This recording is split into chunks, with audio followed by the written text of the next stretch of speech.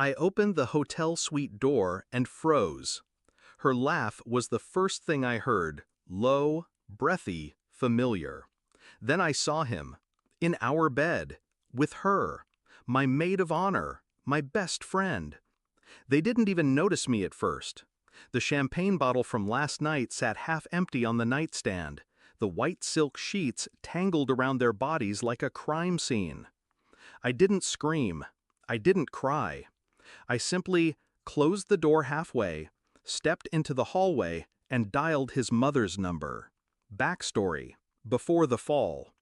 I met Daniel 3 years ago at a charity gala. He wore a navy suit and that arrogant smile that somehow didn't make you hate him. He made me laugh in a way I hadn't in years. We built a life together. He proposed under a snowfall in Paris. I said yes without hesitation. And Claire? She was my anchor long before Daniel came into the picture. The kind of friend who would hold your hair back when you were sick and still roast you about it later. She was supposed to stand next to me today, smiling as I said I do. We were the perfect trio. Or so I thought. Discovery of betrayal. The cracks appear. The first sign was the late-night texts. He said they were work-related. She said she was talking to someone new. Then, at my bridal shower, I caught them exchanging a glance, a half-second too long. My stomach told me the truth before my brain did. But I didn't confront them. Not yet. 2 weeks before the wedding, I checked his phone while he was in the shower. Her name wasn't there. She was under Aaron. What I read made my blood run cold. They hadn't just been sleeping together. They were planning to be together after the wedding, after he secured access to my trust fund. I closed the phone and smiled like I hadn't just been gutted. Shift in mindset. The plan forms. I could have walked away then, but walking away would have let them win quietly, and quiet wasn't what I wanted. I wanted an audience. I wanted him to choke on the truth in front of every person whose approval he craved. So I called my lawyer. We rewrote the prenup, quietly, 3 days before the wedding. He didn't read it. He just signed where I pointed. It stated that if he was caught cheating before or during the marriage, he'd walk away with nothing, not even the watch on his wrist. Then I called the hotel manager and arranged for my suite to have a second adjoining room, one I could fill with the exact people I needed when the moment came. Execution, setting the trap. On the morning of the wedding, I pretended everything was perfect. I had Claire with me in the bridal suite, sipping mimosas while hair and makeup fussed over us.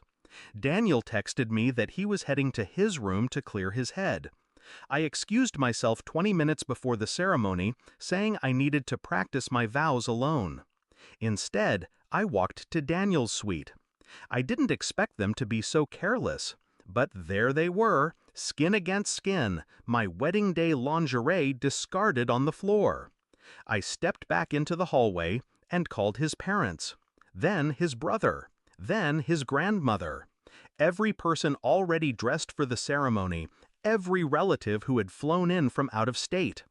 I need you all to come to Daniel's suite, I said, voice steady.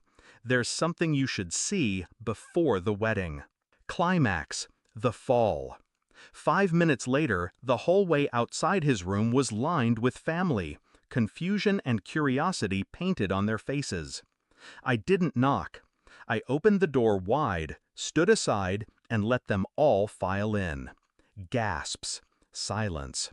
Daniel scrambled off the bed, stammering, reaching for words that wouldn't come. Claire clutched the sheets to her chest, eyes wide. I didn't raise my voice.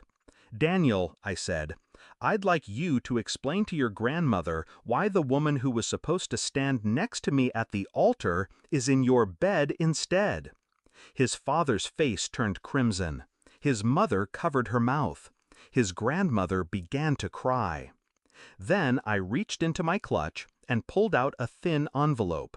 This, I said, holding it out, is the updated prenup you signed.